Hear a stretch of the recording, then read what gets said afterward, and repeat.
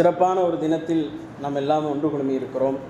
அல்லாஹ் ஒருவருக்கு கொடுத்த பாக்கியத்தை இன்னொருவருக்கு கொடுக்கவில்லை. அல்லாஹ் கொடுத்திருப்பதெல்லாம் அவன் தேர்ந்தெடுத்து என்ன செய்கிறான்?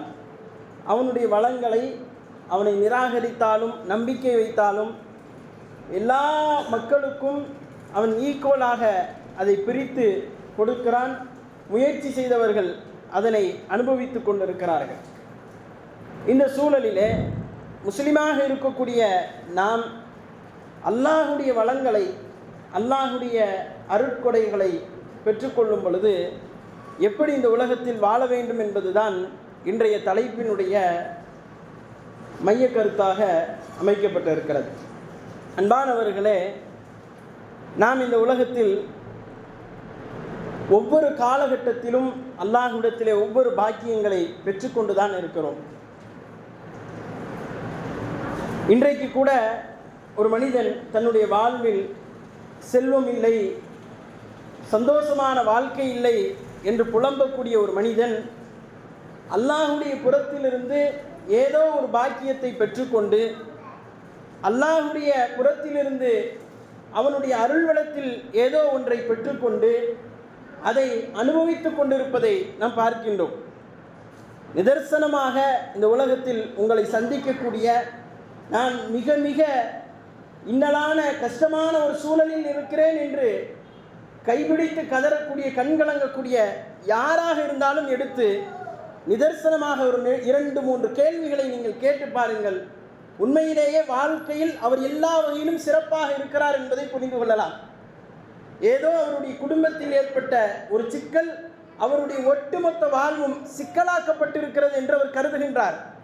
இன்றைக்கு நாமும் அப்படி கருதி கொண்டிருக்கிறோம்.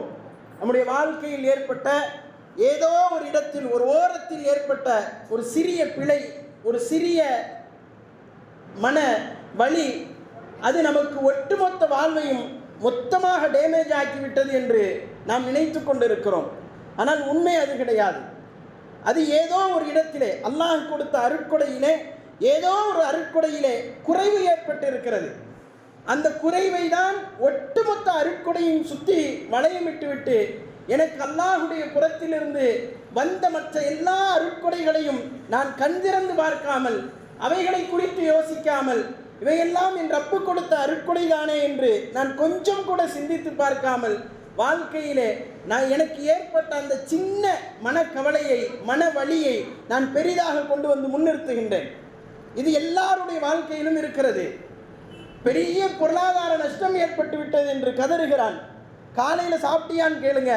காலையில் நல்ல வயிறு நிறைய சாப்பிட்டு இருப்பார், மதியம் வயிறு நிறைய சாப்பிட்டு இருப்பார். நேற்றைக்கு முழுவதும் நன்றாக சாப்பிட்டேன், கடந்த நாட்கள் ஏதேனும் பட்டினி கிடந்தாயா என்று கேட்டால் நோன்பை தவிர மற்ற எல்லா நாட்களும் வயிறு நிரம்ப சாப்பிட்டு விட்டான். என்ன பொருளாதார கஷ்டம், மனவழி என்கின்றான். என்ன மனவழி?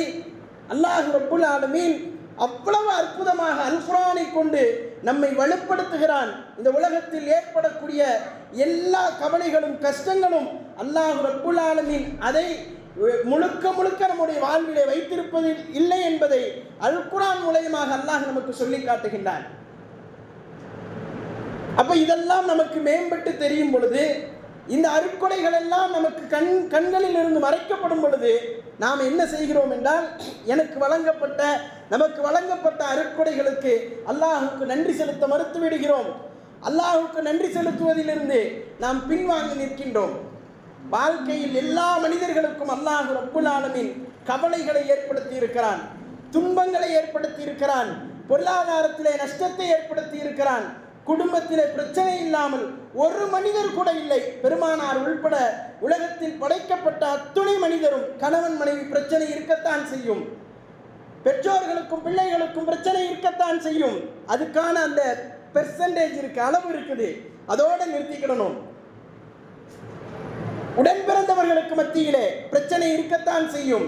பிரச்சனை இல்லாமல் இந்த உலகத்தில் ஒரு மனிதனும் கிடையாது. அல்லாஹ் ரப்புல் ஆலமீன் இந்த பூமியில் படைத்த எல்லா மனிதர்களுக்கும் பிரச்சனையை ஏற்படுத்தி இருக்கிறான். அது பொருளாதாரமாகவும் இருக்கலாம், குடும்பமாகவும் இருக்கலாம், வியாபார ஸ்தலமாகவும் இருக்கலாம், நட்பு வட்டமாகவும் இருக்கலாம், எப்படி வேண்டுமானாலும் இருக்கலாம். ஆனால் அதுதான் நம்முடைய வாழ்க்கையிலே முழுக்க முழுக்க ஏற்பட்டு இருக்கிறதா என்பதை நாம் யோசிச்சு பார்க்கணும். நாம் யோசிச்சு பார்க்க வேண்டியது என்ன தெரியுமா? நம்ம வாழ்க்கையில முழுக்க முழுக்க பிரச்சனை மட்டும்தான் வந்திருக்குதா, கவலை மட்டும்தான் வந்திருக்குதா? நம்ம ஒரு நாள் கூட வாழ்க்கையில சந்தோஷமா இருந்தது இல்லையா? ஒரு நாள் கூட பிரச்சனை இல்லாமல் இருந்தது இல்லையா அப்படின்னு கேட்டா ரிசல்ட் தலைகீழ இருக்குது. எப்படி ரிசல்ட் தெரியுமா? எனக்கு பிரச்சனை வந்திருக்குது, கவலை வந்திருக்குது, நஷ்டம் ஏற்பட்டிருக்கு. எப்போ ஏற்பட்டிருக்கு? இல்லை எங்கேயோ ஒரு மூலையில எப்பவோ ஒருக்கா நடந்திருக்கு. ஆனா நாம நினைக்கிறது ஃபுல்லா நமக்கு பிரச்சனையே ஏற்பட்டு கொண்டிருக்கிறது என்று நினைக்கிறோம். இது எதற்கு வழிவகுக்கிறது தெரியுமா? ரப்ப நினைவு கூறணும்ல, அல்லாஹ்வை நினைவு கூற வேண்டுமா இல்லையா? மறுமையை நினைவு கூற வேண்டுமா இல்லையா? அதை நினைவு கூறுவதை மறக்கடித்து, அதை நினைவு கூறுவதை விட்டு நம்மை புறந்தள்ளி நாம் வாழ்வதற்கு வழிவகுக்கிறது. முழுக்க முழுக்க நமக்கு அதற்கு தான் இது வழிவகுக்கிறது. நம்ம பிரச்சனையை பெருசா நம்ம பார்க்கறதுனால, கஷ்டங்களை பெருசா பார்க்கறதுனால ரப்புக்கு செய்ய வேண்டிய கடமைகள்ல இருந்து நாம் பின்தங்கி நிற்கின்றோம். இந்த உலகத்தில் அல்லாஹ் ரப்புல் ஆலமீன் எல்லா மனிதர்களுக்கும் பிரச்சனையை ஏற்படுத்தி கொடுத்திருக்கிறான், கஷ்டங்களை ஏற்படுத்தி கொடுத்திருக்கிறான். ஆனால் இஸ்லாம் என்கின்ற கட்டமைப்புக்குள்ள வந்த பிறகு அவனுக்கு அழகான வழிகாட்டுதல் அல்லாஹ் சொல்லி கொடுக்கிறான். பிரச்சனை எல்லாருக்கும் வரும்பா, என்ன செய்யணும், பெருமானார் என்ன செய்தார்களோ அதை செய், இது பிரச்சனையே கிடையாது. கஷ்டம் எல்லாருக்கும் வரும், எல்லா மனிதர்களுக்கும் அல்லாஹ் கஷ்டத்தை ஏற்படுத்தி கொடுத்திருக்கிறான். என்ன செய்யணும், பெருமானார் அதுக்கு வழிகாட்டுறாங்க. இந்த உலகத்தில் 1000 வழிகள் காட்டப்படும், ஆனால் அது நிரந்தர தீர்வாக இருக்காது. உலகத்தில் வழி இருக்குது, படித்த மாமேதைகள் என்று சொல்லி, தன்னை பெரிய அறிவுஜீவி என்று சொல்லி அதற்கான வகுப்புகள் எடுக்கிறார்கள், அதற்கான கவுன்சிலிங் அறிவுரை கூறுவதற்கான மன்றங்களை அமைத்து வருகிறார்கள், நிறுவனங்களை ஏற்படுத்தி இருக்கிறார்கள். நிரந்தர தீர்வா இந்த பிரச்சனைகளுக்கு இவர்கள் சொல்லக்கூடிய தீர்வுகள் நிரந்தர தீர்வா என்று கேட்டால், அல்லாஹும் தூதரும் சொன்ன தீர்வின் அடிப்படையிலே அது அமைக்கப்பட்டிருந்தால் நிரந்தர தீர்வு, இல்லைன்னா அது நிரந்தர தீர்வு கிடையாது. பெருமானார் தான் நிரந்தர தீர்வு, அல்லாஹுடைய தூதர் தான் நிரந்தர தீர்வு.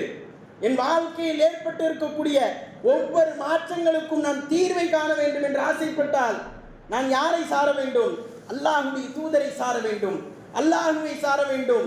அப்போ நாம புரிந்து கொள்ள வேண்டிய அடிப்படையான செய்தி என்னவென்று சொன்னால், என்னுடைய வாழ்க்கையில அல்லாஹ் ரப்புல் ஆலமீன் எனக்கு கொடுத்திருக்கக்கூடிய கஷ்டம் என்பது, எனக்கு ஏற்படுத்தி இருக்கக்கூடிய வாழ்வில் எனக்கு பிடிக்காத மாற்றம் என்பது, மாற்றங்கள் என்பது என்னுடைய அல்லாஹ் எனக்கு வழங்கி இருக்கக்கூடிய அருட்கொடைகளை விட பெரியதல்ல.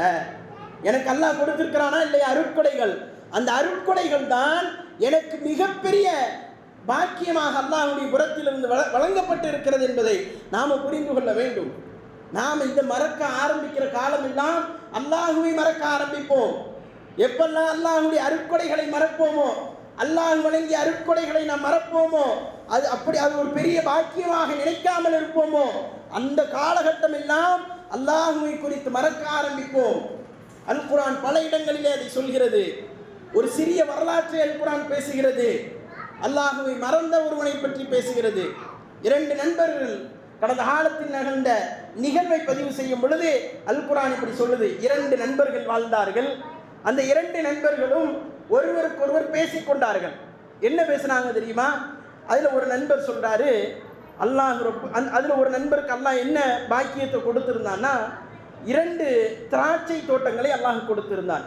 அந்த 2 திராட்சை தோட்டமும் எப்படி இருந்துச்சுன்னா, சுத்தி பேரித்த மரங்களால் சூழப்பட்ட திராட்சை தோட்டம். சும்மா தோட்டம் இல்லை, தோட்டம்னு சொன்னாலே குளிர்ச்சி ஏற்படுத்தும் மனசுக்கு. ஆனால் திராட்சை தோட்டத்தை அல்லாஹ் கொடுத்திருக்கிறான், அது படர்ந்து தான் என்ன செய்யும், பழங்களை கொட்டும். அப்படியான ஒரு திராட்சை தோட்டம், சுத்தி பேரித்த மரங்களால் சூழப்பட்ட குளுமையான ஒரு திராட்சை தோட்டம். 2 தோட்டம் இருக்குது அவருக்கு. 2 தோட்டமும் காய் பழங்களை கொடுத்து கொண்டே இருக்கிறது. இந்த சூழலிலே அதற்கு இடையில 2 தோட்டத்துக்கு மத்தியில ஒரு சூப்பரான ஒரு ஆடு ஓடுது. அல் குர்ஆன் சொல்லுது, சூப்பரான ஒரு ஆடு ஓடுது. ஓடக்கூடிய நிலையில அவருக்கு அல்லாஹ் தோட்டத்தை கொடுத்திருக்கிறான். இந்த மனுஷன் என்ன செய்யறான், போய் முஃமினான தன்னுடைய நண்பனிடத்துல பேசுறான். இவனுடைய உள்ளத்துல குஃப்ர் இருக்குது, இவனுடைய உள்ளத்துல ஈமான் இல்லை, ஈமான்ல குறைவு இருக்குது. இவன் என்ன செய்யறான், தன்னுடைய முஃமினான நண்பனிடத்திலே போய் பேசுகின்றான். பேசும் பொழுது சொல்கிறான், யாருக்கெல்லாம் அல்லாஹ் அருட்கொடை வழங்கியிருக்கிறானோ எல்லாருக்கும் அல்லாஹ் அருட்கொடை வழங்கியிருக்கிறான்.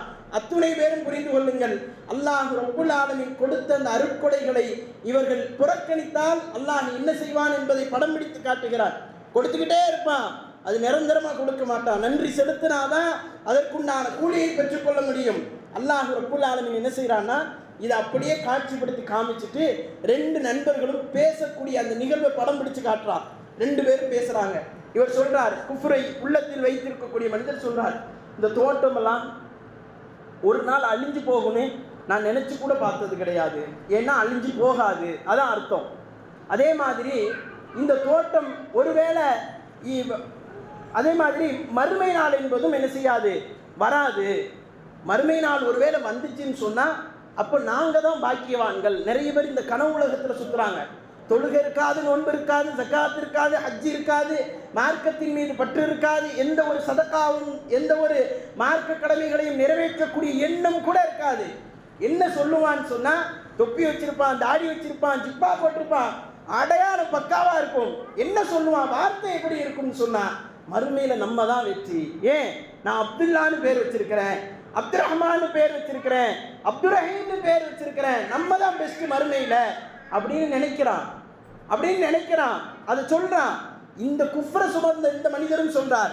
என்ன சொல்றாரு தெரியுமா, ஒருவேளை மறுமை வந்துச்சுன்னு சொன்னா நமக்கெல்லாம் கஷ்டமே கிடையாது, அல்லாஹ் அங்கேயும் நம்மளை என்ன செய்வான், சிறப்பாக்கி வைப்பான். முஸ்லீம் இல்லை அவன், அல்லாஹுடைய பார்வையில் முஸ்லீம் இல்லை, அல்லாஹுவை சார்ந்து இருக்கிறான். இன்னைக்கு நாம நிறைய பேர் இந்த உலகத்தில் முஸ்லீம் என்று நினைத்து கொண்டிருக்கிறோமா இல்லையா, அவர்கள் முஸ்லீம்களா இல்லையா என்பது அல்லாஹுடைய கரத்துல தான் இருக்குது. அவர்களுடைய நம்பிக்கையை கொண்டு அல்லாஹ் என்ன செய்வான், தீர்ப்பளிப்பான்.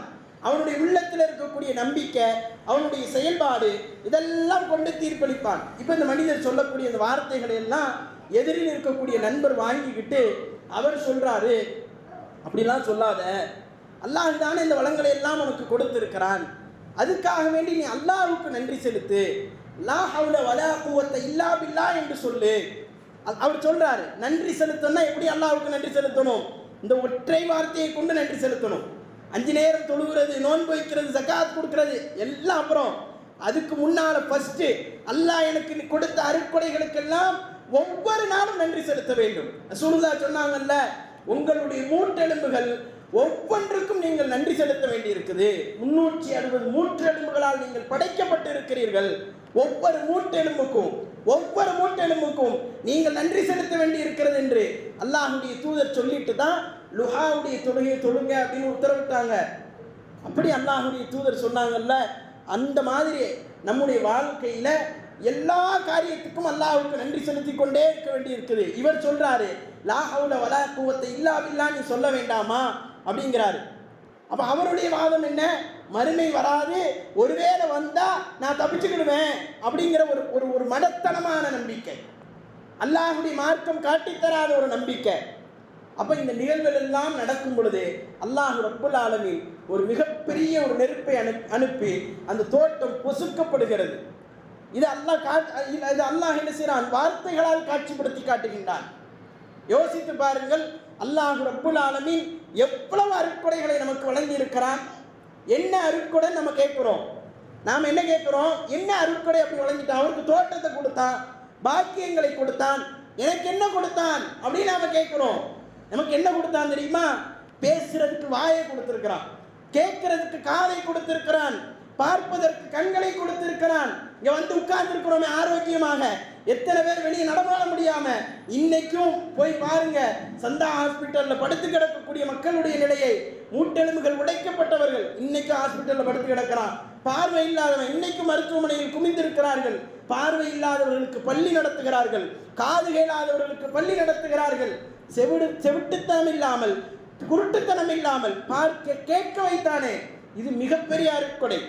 ஒரு பார்வை குறைபாடு ஏற்பட்டுச்சுன்னு சொன்னா அந்த பார்வை குறைபாடை சரி செய்வதற்கு ஆயிரக்கணக்கில் பணத்தை கேட்கிறார்கள் மருத்துவர்கள்.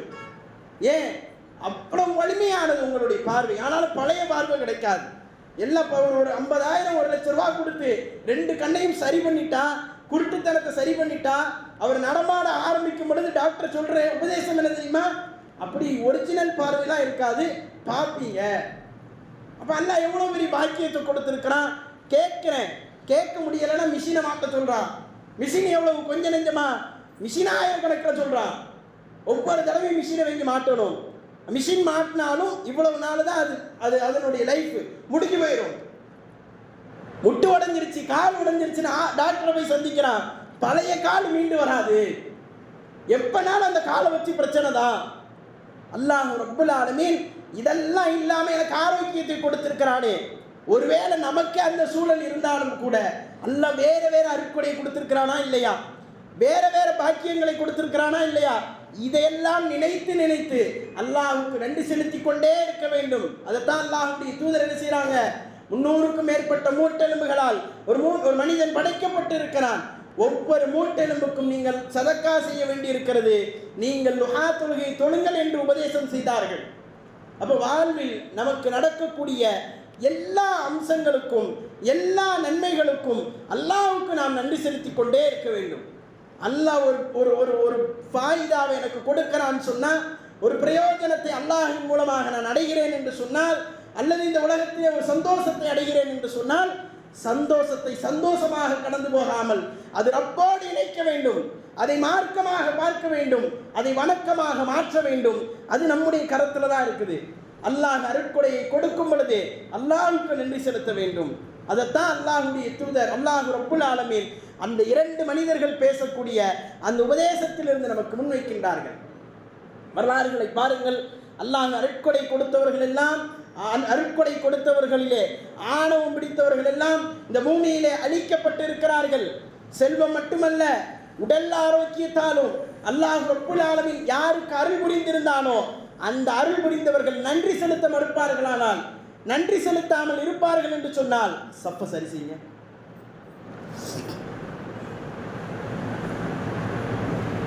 நன்றி செலுத்தாமல் இருப்பார்கள் என்று சொன்னால் அல்லாஹ் ரப்புல் ஆலமீன் என்ன செய்வான், அல்லாஹ் ரப்புல் ஆலமீன் அவர்களை பிடிப்பான்.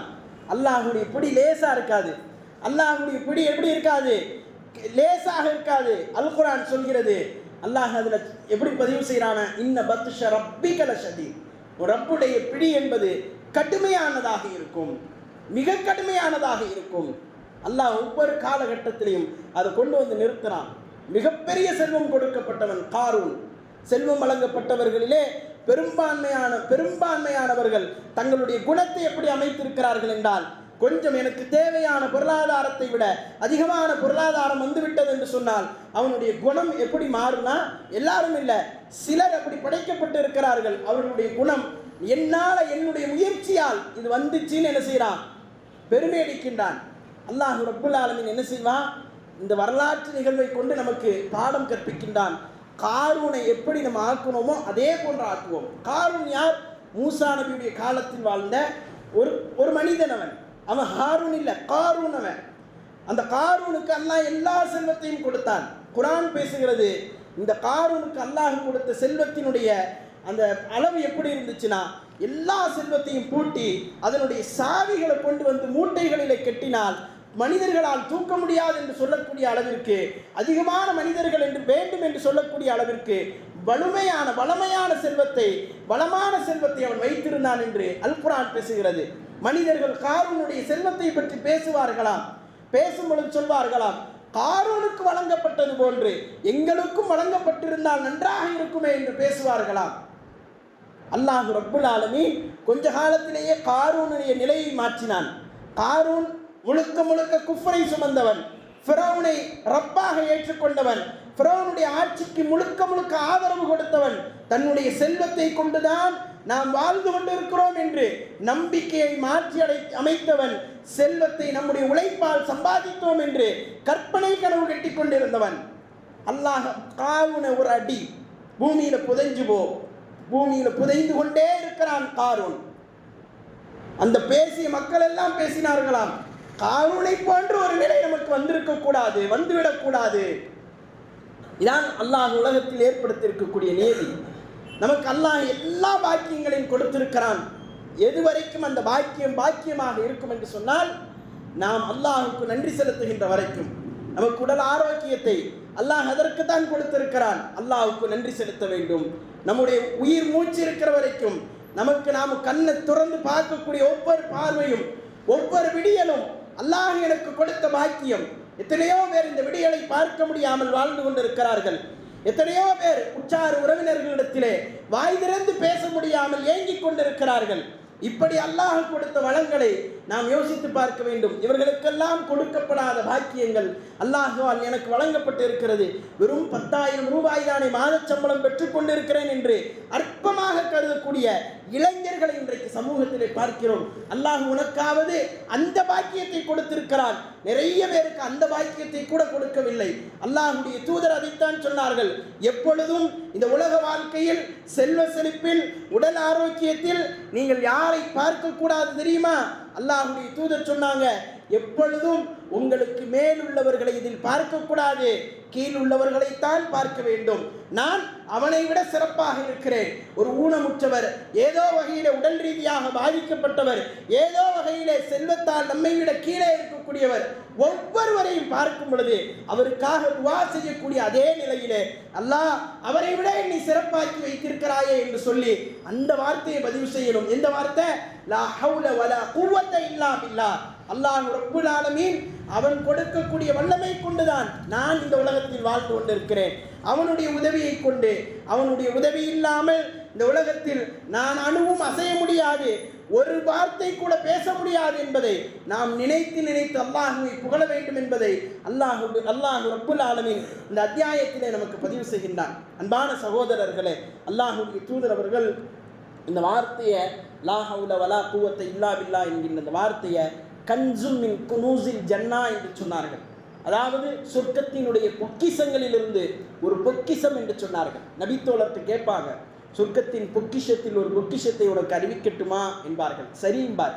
உடனே அல்லாஹ்வுடைய தூதர் அவர்கள் லா ஹவுல வலா குவத்த இல்லா பில்லா. நிறைய நபிமொழிகள் வருது.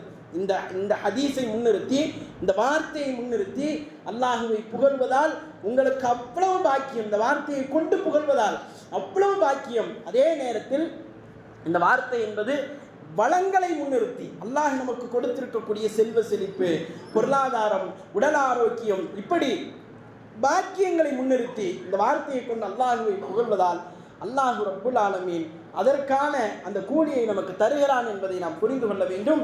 இந்த வார்த்தையை தான் ரசூலுல்லாஹ் என்ன செய்கிறாங்க? கன்சும் மின் குனூசில் ஜன்னா என்று பதிவு செய்கிறார்கள். ஆகையால் நாம் நமக்கு வழங்கப்பட்ட அந்த அருட்கொடைகளை நினைத்து நினைத்து அல்லாஹ் ரப்புல் ஆலமீனிடத்திலே அதிகமாக பிரார்த்தனை செய்ய வேண்டும்.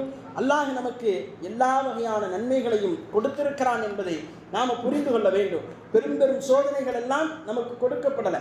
ஆதம் அலைஹிஸ்ஸலாத்துக்கு அல்லாஹ் முதல் சோதனையாகவே கொடுத்தது என்ன? பூமியில் போய் போட்டது தான் முதல் சோதனை. அதுவும் பூமியில் ஜோடியாக கொண்டு வந்து போடலை. ஆதமிலிருந்து ஹவ்வா அம்மாவை படைச்சிட்டு 2 பேரையும் பூமிக்கு இறக்கிறான். ஜோடியாக இறங்க, ஒருத்தர் இந்த மூலையில், இன்னொருத்தர் அந்த மூலையில். அடுத்து நூஹ் அலைஹிஸ்ஸலாம், பெரும் சோதனை. சொந்த சமூகமே பைத்தியம்னு திட்டுது. ஏன் பைத்தியம்னு திட்டுது? லாஜிக்கா அறிவா யோசிச்சா நூஹ் அலைஹிஸ்ஸலாம் செய்த செயல் அப்படித்தான் இருந்தது. தண்ணியே வராத இடத்தில் கப்பலை கட்டி கொண்டிருக்கிறார், அல்லாஹ்வுடைய உத்தரவு. ஆனா எல்லாம் என்ன சொல்றான்? உனக்கு பைத்தியமா, நீ ஏன் கப்பலை கட்டுற அப்படிங்கிறாங்க. அல்லாஹ் ரப்புல் ஆலமீன் இந்த வார்த்தைகளை கொண்டு நூஹ் நபியை சோதித்தான். மனைவியையும் பிள்ளையையும் கொண்டு நூஹ் நபியை சோதித்தான். மனைவி ஏற்றுக்கிட மாட்டேன்னு நிற்கிறாங்க. மகன் சொல்றாரு, நாங்கள் உன்னை ஏற்றுக்கொள்ளவே முடியாது என்கிறார். வெள்ளம் வந்துடும், கப்பலில் ஏற்பாங்கிறாங்க. ஏற்றுக்கொள்ளவே மறுக்கிறார். நூஹ் நபியை கடுமையான ஒரு சோதனை அல்லாஹ் ஏற்படுத்தினார். அப்படியெல்லாம் நமக்கு குடும்பத்தில் யார் அப்படி எதிர்ப்பாங்க நம்ம கூட கிடையாது. எல்லாம் சந்தோஷமாக மகிழ்ச்சியாக நாம் ஏற்றிருக்கக்கூடிய கொள்கையை ஏற்றவர்களாக வாழ்ந்து கொண்டிருக்கிறார்கள். மூசா நபி சொந்த சமூகத்தால் விரட்டப்படுகிறார்கள். சமூகத்துக்கு உதவி செய்ய, சமூகத்தை பாதுகாக்க வந்த ஒரு நபி அந்த சமூகத்தாலேயே விரட்டப்படுறாங்க. ஒரு காலகட்டத்துக்கு பிறகு அல்லாஹ் பாக்கியத்தை கொடுக்கிறான். எல்லாருமே அப்படித்தான். ஒரு காலகட்டத்துக்கு பிறகு அல்லாஹ் ஒரு சமூகத்தை அமைச்சு கொடுக்கிறான், ஒரு பாக்கியத்தை கொடுக்கிறான், அல்லாஹ் சோதிக்கிறான். இப்படியான சோதனை எல்லாம் நம்ம வாழ்க்கையில் கிடையாது. முஹம்மது ஸல்லல்லாஹு அலைஹி வஸல்லம் வரைக்கும் எல்லா நபிமார்களுடைய வரலாறுகளை நீங்கள் எடுத்து பார்த்தாலும் சரி, எல்லாருக்கும் கஷ்டங்களை கொடுத்திருக்கிறான். குடும்பத்திலிருந்து கஷ்டம் வரும், அல்லது செல்வத்தை பிடுங்கி கஷ்டத்தை கொடுப்பான், அல்லது செல்வத்தை கொடுத்து அல்லாஹ் என்ன செய்வான்? சோதிப்பான். இப்படி சோதித்து கொண்டே இருப்பான். ஆனால் அந்த நபிமார்கள் எப்படி இருந்தாங்க? அல்லாஹ் ரப்புல் ஆலமீன் இதை அவனுடைய புறத்திலிருந்து சோதனையாக நமக்கு கொடுத்திருக்கிறான். சந்தோஷமாக அதை நாம் ஏற்றுக்கொள்வோம். அல்லாஹ் வெகு சீக்கிரத்திலே அதற்கான விடியலை நமக்கு தருவான் என்று அதை மகிழ்ச்சியாக ஏற்றுக்கொண்டார்கள். அத்துணை நபிமார்களுக்கும் அதற்கான விடியலை அல்லாஹ் கொடுத்தான். ஆக அன்பான சகோதரர்களே, நாம் சோதனைகள் கஷ்டங்கள் வரும் பொழுது இதை யோசிக்க வேண்டும். அவைகளை பிரதானமாக எல்லா நன்மைகளையும் எல்லா மகிழ்ச்சியையும் எல்லா அருட்கொடைகளையும் அனுபவித்துவிட்டு இந்த சோதனைகளை கஷ்டங்களை பிரதானமாக கொண்டு வந்து முன்னிறுத்துவது என்பது ஒரு முட்டாளுடைய செயல். ஒரு அறிவாளி ஒரு காலத்திலும் அப்படி செய்ய மாட்டான். எல்லாருக்கும் இழப்புகள் ஏற்பட்டிருக்கிறது. ஒரு உயிரிழப்பு ஏற்பட்டாலும் கூட அல்லாஹ் ரப்புல் ஆலமீன் அந்த உயிரிழப்பை கொடுத்திருக்கிறான். யாருடைய குடும்பத்தில் அந்த உயிரிழப்பு ஏற்படாமல் இருந்திருக்கிறது என்பதை நாம் சிந்தித்து பார்த்து இது அல்லாஹ்வுடைய புறத்திலிருந்து வந்திருக்கிறது என்று அதை ஓரம் தள்ளிவிட வேண்டும். நாம முன்னிறுத்த வேண்டியது என்னன்னு சொன்னா, அல்லாஹ் இன்னென்ன அருட்கொடைகளை கொடுத்திருக்கிறான். குழந்தை பாக்கியங்களை கொடுத்திருக்கிறான், மனைவிமார்களை கொடுத்திருக்கிறான், கணவன்மார்களை கொடுத்திருக்கிறான், நமக்கு சந்தோஷமான குடும்பத்தை கொடுத்திருக்கிறான், வாழ்வதற்குண்டான வாழ்வாதாரத்தை கொடுத்திருக்கிறான். இன்னும் அதிகமாக கொடுத்திருந்தால் எனக்கு இன்னும் அதிகம் கொடுத்திருக்கிறான், அதற்காக நான் கொடுக்கிறேன், அதற்காக அல்லாஹ்வுக்கு நன்றி செலுத்துகிறேன், அதற்காக அல்லாஹ்வை நினைத்துக் கொண்டிருக்கிறேன் என்று அல்லாஹ்வின் பக்கம் திரும்பி நம்முடைய வாழ்வு முழுவதையும் அல்லாஹ் நம்மை பார்த்து கொண்டிருக்கிறான் என்கின்ற அந்த நம்பிக்கையிலே நம்முடைய வாழ்வை நகர்த்த வேண்டும். அதைத்தான் அல்லாஹ் ரப்புல் ஆலமீன் ஒரு முஃமினிடத்திலிருந்து எதிர்பார்க்கிறான். அதற்காக வேண்டிதான் இந்த உலகத்தில் பல்வேறு வகையான அந்த சூழல்களை ஒவ்வொரு மனிதருக்கும் அல்லாஹ் ரப்புல் ஆலமீன் தன்னுடைய அருளிலிருந்து பிரித்து பிரித்து கொடுத்திருக்கிறான் என்பதை நாம் அறிய முடிகிறது. அல்லாஹ் ரப்புல் ஆலமீன் இந்த செய்திகளை புரிந்து கொண்டு நம்முடைய வாழ்வில் அல்லாஹுவை சார்ந்து வாழக்கூடிய பாக்கியத்தை உங்களுக்கும் எனக்கும் தந்தல் புரிவானாக என்று கூறி முதல் உரையை நிறைவு செய்கின்றேன்.